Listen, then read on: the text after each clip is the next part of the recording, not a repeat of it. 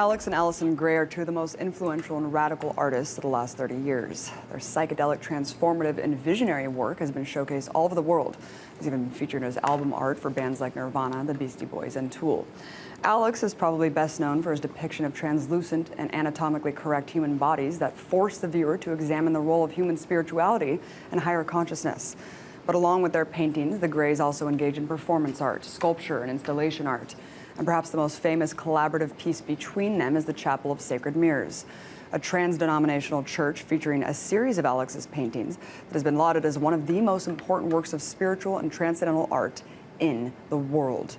The Greys have also had an extraordinary influence on my artistic expression, which is why it's an absolute honor to have them on the show today. Alex, Allyson, thank you so much for joining me. Hi, Abby. Hi, Abby. Alex, Thanks for having us. Of course. Alex, you're a self-described visionary artist and often speak about your art as a way for people to develop their inner sight. How would you say that your art facilitates that development? Well, when people turn within and experience the creative, visionary imagination and see it is another world and another dimension, and they recognize the importance of this dimension, then they want to translate it somehow.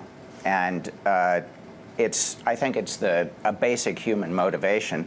And so seeing anyone do it, and do it authentically from some kind of soul intuition, is inspiration for any of us to pick up a pencil or whatever kind of creative tool we like to use and speak the truth. Truth, goodness, beauty, all of these work together to find an ideal expression through each of us. Indeed.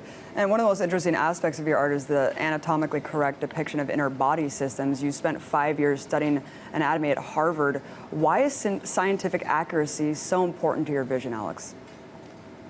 Well, I think that science is the razor by which we measure the truth. And so my bodies, rather than focus on one gender or race, are looking for a universal kind of expression. And so the sort of skeletal and anatomical figure is the scientifically, medically defined human being, and it's universal. And so that's the aspiration, is to find what unites us. Absolutely. Allyson, probably the most famous project that you and Alex have collaborated on is the Chapel of Sacred Mirrors. Can you talk about how the vision for the church came about and what ideals the chapel promotes? The vision for the Chapel of Sacred Mirrors occurred on our first experience, our first journey using the substance MDMA. And we were lying on our bed, and we were, our blindfolds were on. And coming out of that experience, we both had seen the Chapel of Sacred Mirrors, and we weren't talking about it. It was a simultaneous vision. And so since 1985, when that happened, we have been on a very interesting path toward how do two artists build a chapel. And that's the story. I mean, the mission of the Chapel of Sacred Mirrors is to build an enduring temple of art to inspire a global community. I mean, it's really about the building of a temple to bring together a community that is that so loves each other and so loves the community itself that they want to build a temple. That's beautiful, beautiful, Allyson. And Alex, let's talk about your latest project, Entheon, which is an incredible new building that will feature your artwork. What do you hope to achieve with the newest installation here? Well, this will be a sanctuary of visionary art. Entheon means a place to discover the God within. And so it will feature artwork through the international visionary art movement. There's many young artists alive today that are doing extraordinary works. And it's a history of visionary art that is here to serve the awakening, I think, planetary civilization. I think that is what is next in human experience is understanding that we're one human family, and that we have to work on saving the mother planet. Really, that's what our quest should be about, and not wars between each other.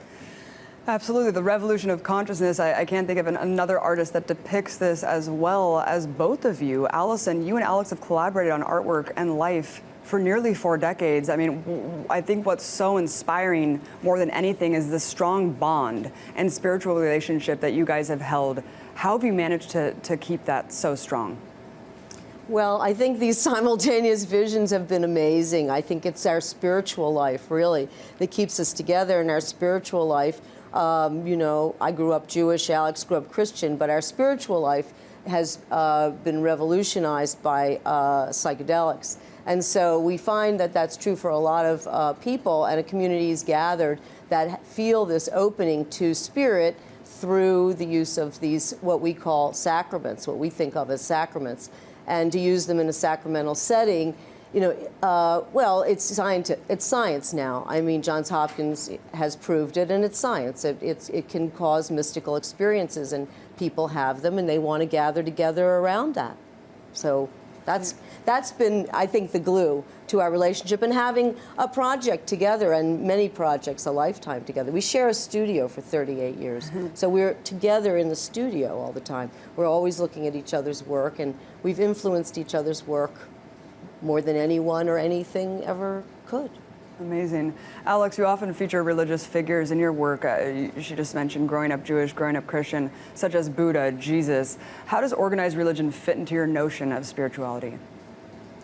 Well, I think that humanity is evolving through various waves of consciousness evolution. So each religion sort of emerges at its proper phase. And so now we have a multiplicity of many different approaches to arrive at the divine.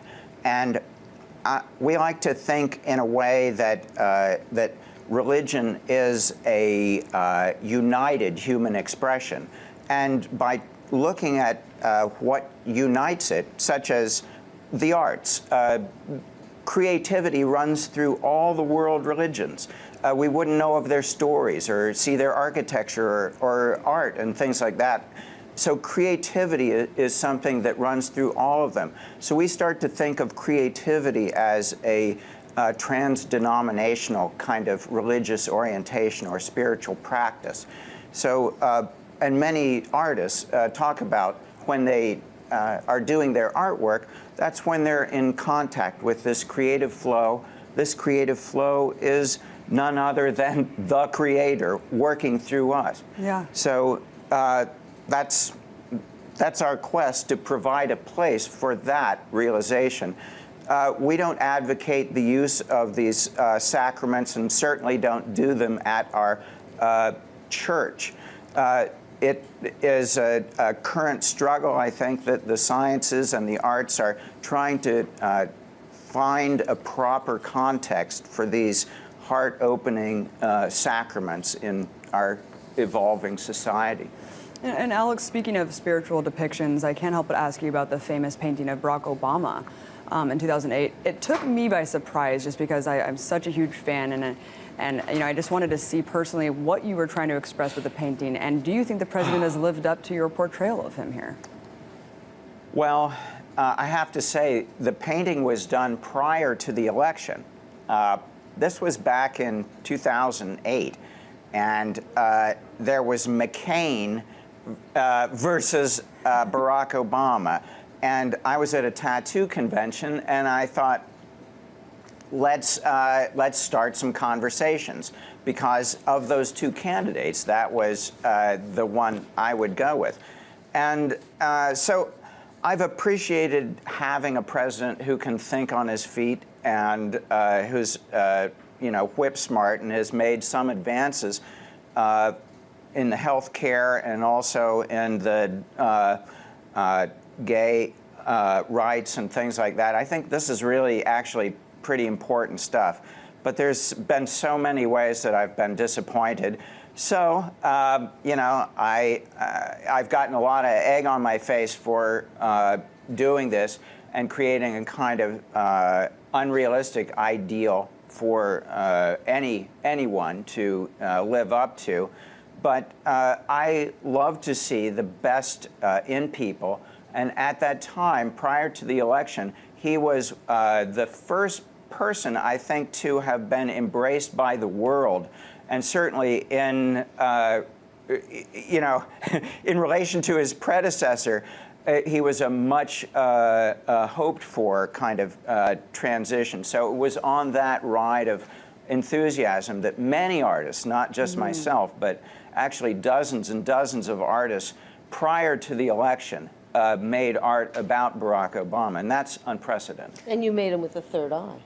I did. That was unique. Yeah.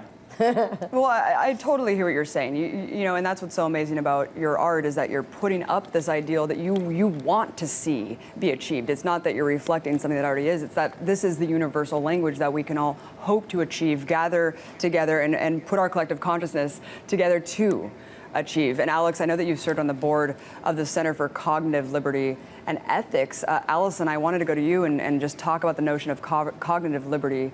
Why is that so important? We have about a minute left, by the way.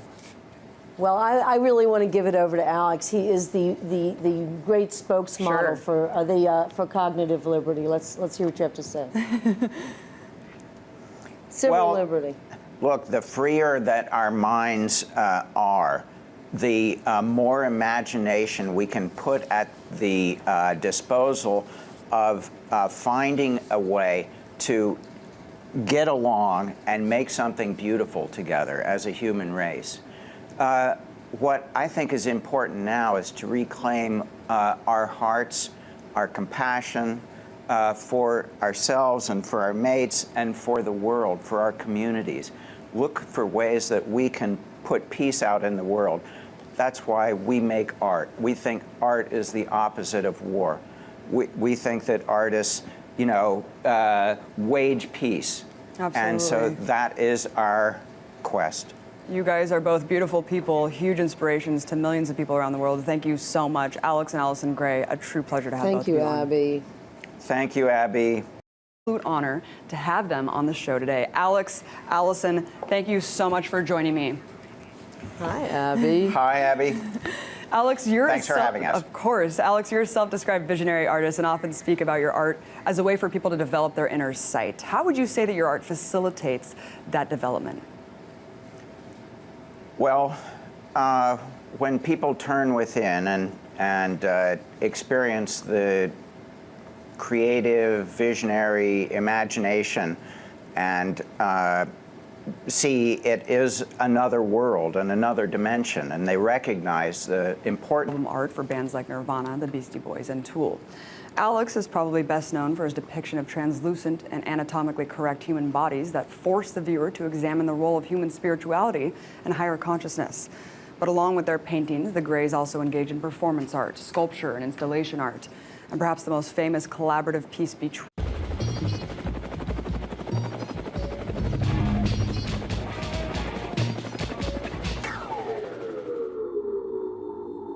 Alex and Allyson Grey are two of the most influential and radical artists of the last 30 years. Their psychedelic, transformative, and visionary work has been showcased all over the world.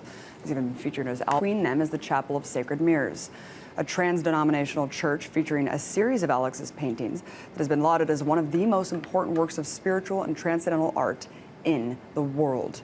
The Greys have also had an extraordinary influence, on my artistic expression, which is why it's an absolute